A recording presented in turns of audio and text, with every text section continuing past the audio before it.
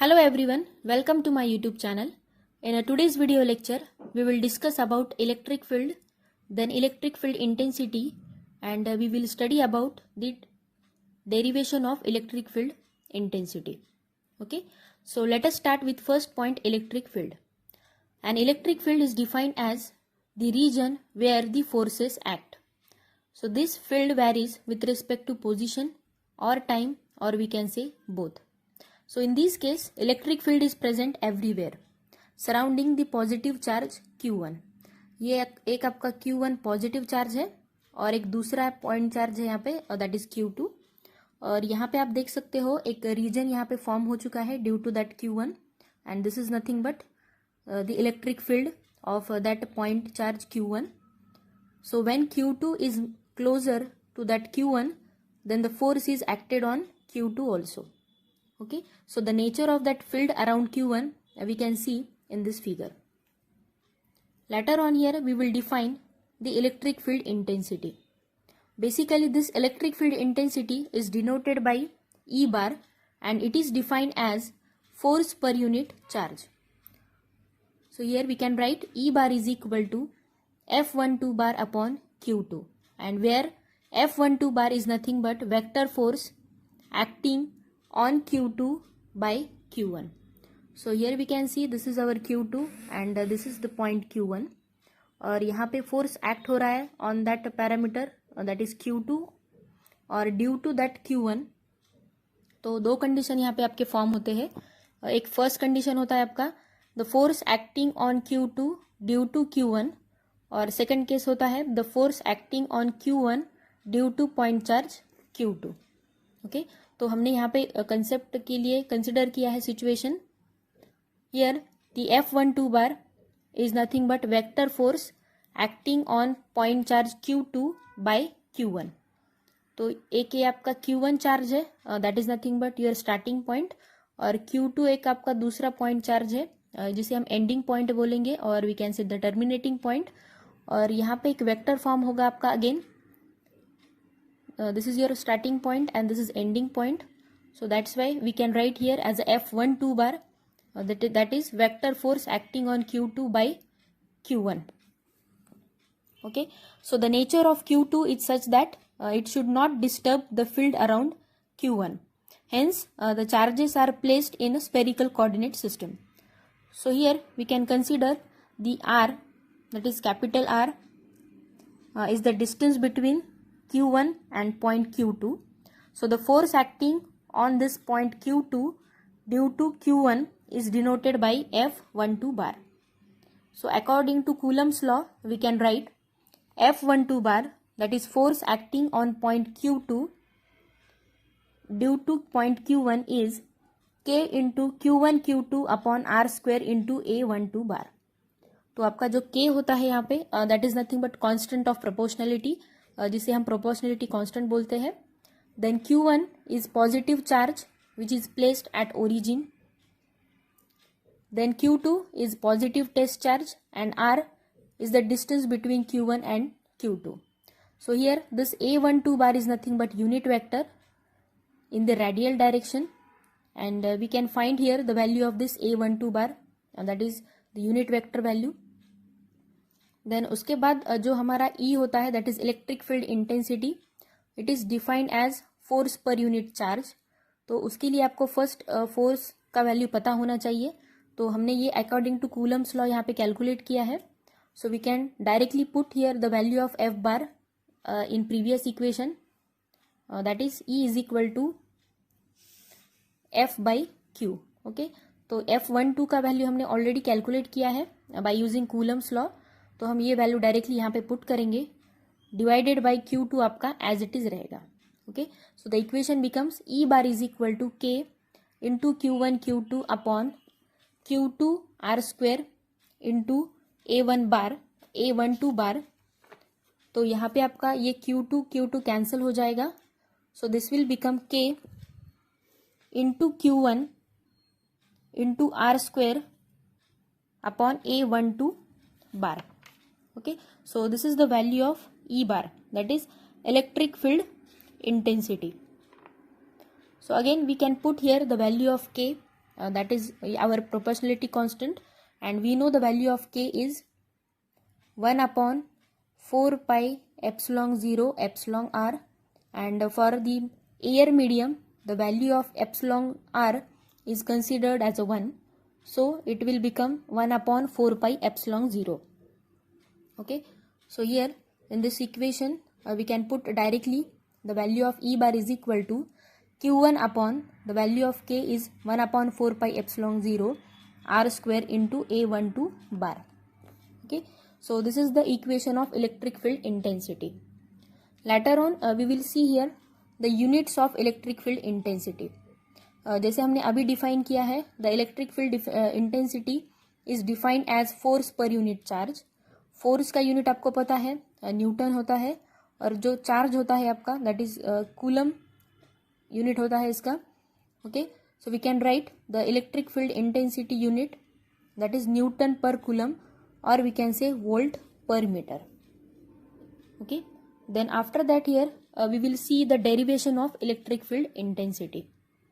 Okay, so for that let us consider the electric field intensity in spherical coordinate system, जो हमने already calculate किया था.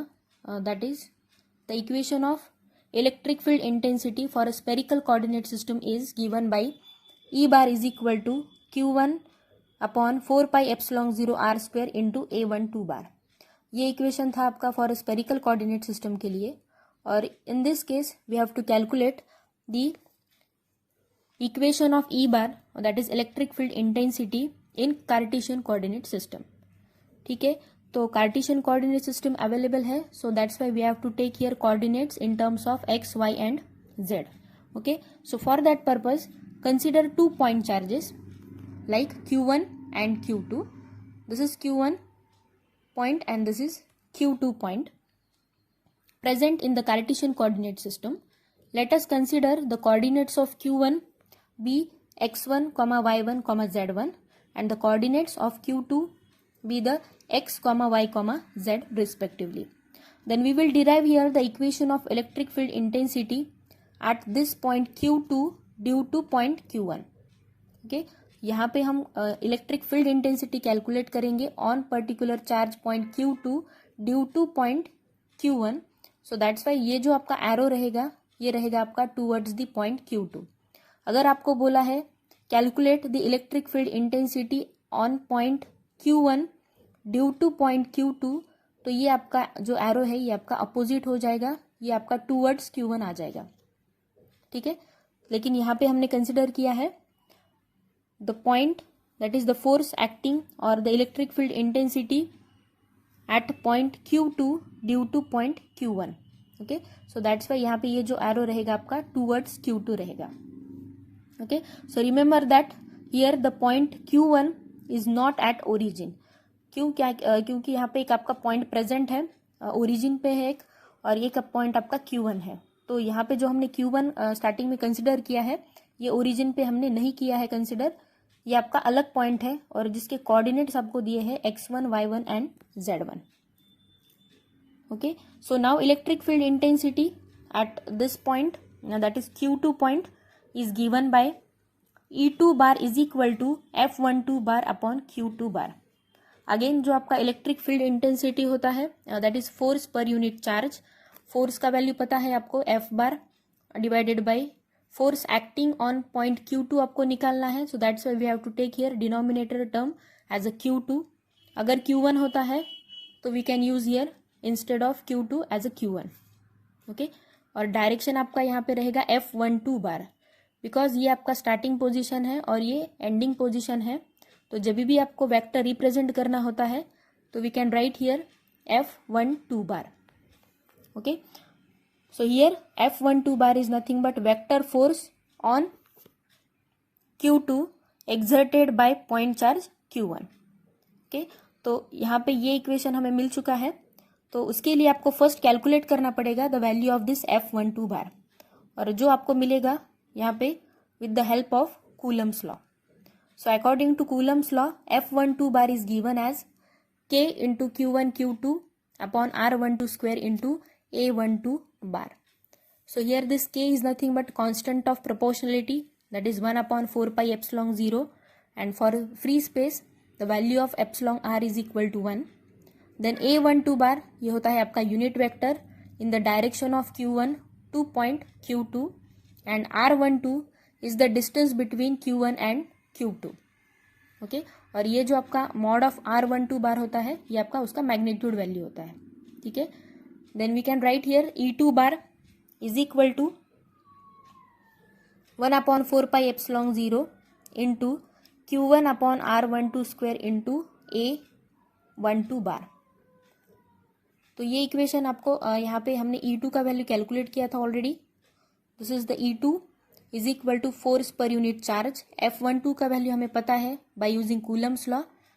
यहाँ पे कूलम लॉ का स्टेटमेंट है एक कि जो भी आपका फोर्स होता है that is force of attraction और repulsion, it is directly proportional to the product of Q1 and Q2 and it is inversely proportional to the square of the distance between them. Okay, तो ये इसको हमने combine करके एक ही उसका formula लिखा है यहाँ पे. तो यहाँ पे ये इक्वेशन में आपको F का वैल्यू भी यहाँ पे मिल चुका है एंड Q2 आपका एज इट इज रहेगा. तो यहाँ पे हमने सिर्फ उसके वैल्यूज यहाँ पे पुट किए हैं. Then we will get here the value of E2 bar that is electric field intensity at a point Q2, जिसके लिए हमने यहाँ पे E2 बार डिनोट किया है, is equal to 1/4 pi epsilon 0 into q1/r12 square into a12 bar. Again ये आपका जो है a12 बार ये आपका यूनिट वेक्टर होता है, और हमने जो हमारे प्रीवियसली वीडियोस अपलोड किए थे उसमें मैंने आपको ऑलरेडी डिफाइन किया है कि यूनिट वेक्टर क्या होता है और उसे हम कैसे कैलकुलेट करते हैं. तो a12 बार यूनिट वेक्टर को यहाँ पे रिप्रेजेंट करने के लिए ये फॉर्मूला होता है that is r12 bar upon mod of r12 bar. So here the vector analysis यहाँ पे आप निकाल सकते हैं. Then we will get r12 bar that is value of this vector is equal to ending point minus starting point. तो यहाँ पे आपका एंडिंग पॉइंट है position 2 and that the starting point का पॉइंट है आपका यहाँ पे that is 1. So we can right r12 bar is equal to r2 bar that is ending point minus starting point. और जो आपका r2 है यहाँ पे उसके वैल्यूज आपको पता है, दिस इज r1 और ये होता है आपका r2. यहाँ पे r12 बार वेक्टर यहाँ पे एक फॉर्म हो चुका है. तो r2 के वैल्यूज आपको पता है, यहाँ पे coordinates x, y, z. So this is x ax bar plus y ay bar plus z az bar, and r1 bar is also given having coordinates x1 ax bar plus y1 ay bar plus z1 az bar. Okay, तो यहाँ पे ये जो हमारे parameters अभी हमें मिल चुके हैं that is r2 and r1, यहाँ पे हम इसको प्लेस करेंगे और ये वैल्यू हम कैलकुलेट कर लेंगे that is r12 bar is equal to x ax bar plus y ay bar plus z az bar minus x1 ax bar plus y1 ay bar plus z1 az bar. Okay, so here the magnitude of r12 bar is given by mod of r12 is equal to under root of x minus x1 square. यहाँ पे आपको सिर्फ इसका subtraction इसके साथ लेना है that is x minus x1 ax bar plus y minus y1 ay bar plus z minus z1 az बार. और उसका जब मॉड वैल्यूज हम लेंगे तो इसका आपको सिर्फ स्क्वायर रूट में वैल्यूज यहाँ पे ऐड करने हैं. So then we will get the value of a12 bar, यानी जो आपका यूनिट वेक्टर है ये बनेगा x minus x1 ax bar plus y minus y1 ay bar plus z minus z1 az bar upon mod value that is r12 bar under root of x1 minus x1 bracket square plus y minus y1 bracket square plus z minus z1 square that is z minus z1 bracket square. Okay, so this is the value of unit vector. तो ये होता है आपका unit vector a12 बार जिसे हमने यहाँ पे define किया है. तो यहाँ पे हमने r12 बार का वैल्यू कैलकुलेट किया है और सेकंड मॉड ऑफ r12 बार भी कैलकुलेट किया है, और ये जो भी इक्वेशन बनेगा ये आपको यहाँ पे पुट करना है इसका value. Then we will get value of E2 bar is equal to 1/4 pi epsilon 0, ये आपका एज इट इज़ रहेगा, into Q1 as it is रहेगा. So this is Q as it is. उसके बाद r12 स्क्वायर है आपका, तो यहाँ पे हमने ऑलरेडी r12 का वैल्यू कैलकुलेट किया है. तो R12 स्क्वायर हम जब लेंगे यहाँ पे तो आपका R12 का वैल्यू आपका एज इट इज़ आ जाएगा, यहाँ पे सिर्फ इसका स्क्वायर बन जाएगा ये, तो ये बनेगा इक्वेशन इनटू A12 बार। तो यहाँ पे A12 बार का भी वैल्यू हमने ऑलरेडी कैलकुलेट किया है, this is the value of A12 बार, ये हमने एज इट इज़ यहाँ पे राइट किया है। Okay, so later on we will get equation of E2 bar is equal to 1 upon 4 pi epsilon 0 Q1 into x minus x1 ax bar plus y minus y1 ay bar plus z minus z1 az bar upon x minus x1 square plus y minus y1 bracket square plus z minus z1 bracket square raised to power 3/2 Newton पर metre. यहाँ पे आपका square value है और ये square के बाहर आ जाएगा तो इसका पावर 1 हो जाएगा। ओके, तो और ये अंडर रूट में है तो दैट्स वाई इसका पावर आएगा आपका 1/2। ठीक है, तो ये बनेगा आपका power 3/2, 1/2 plus 1 which is equal to power 3/2। Okay, so this is the equation for electric field intensity at a point charge Q2। ये आपका पॉइंट चार्ज है Q2 and the electric field intensity due to that point charge Q2 is defined as E2 bar। Okay, तो ये हमने यहाँ पे calculate किया है। देन उसके बाद now suppose that if the point Q1 is placed at origin, जहाँ पे हमने उसके कोऑर्डिनेट्स कंसिडर किए थे, that is x1 y1 z1। अभी जो सेकंड केस है यहाँ पे हम कंसिडर करेंगे कि ये जो पॉइंट Q1 है हमारा, ये ओरिजिन पे प्रेजेंट है, तो यहाँ पे उसके पूरे कोऑर्डिनेट्स आ जाएंगे 0, 0, 0। That means the value of x1 y1 and z1 is equal to 0। तो यहाँ पे हम ये पैरामीटर्स वैल्यू पुट करेंगे। सो ये x1 y1 z1 is equal to 0, तो ये इक्वेशन आपका बनेगा Q1 upon 4 pi epsilon 0 into x1 y1 and z1, तीनों के भी वैल्यू यहाँ पे 0 हो जाएंगे। So this will become x ax bar plus y ay bar plus z az bar divided by x square plus y square plus z square raised to power 3/2 Newton per meter. So this is the expression for electric field intensity at a point Q2 when Q1 is placed at origin। ठीक है, तो उसके बाद हम एक summary table देखेंगे जिसमें आपको all values of electric field intensity clear हो जाएगा। पहला फॉर्म देखा था हमने general form of electric field intensity which is denoted by E bar, और जिसे हम डिफाइन करते हैं vector force per unit charge.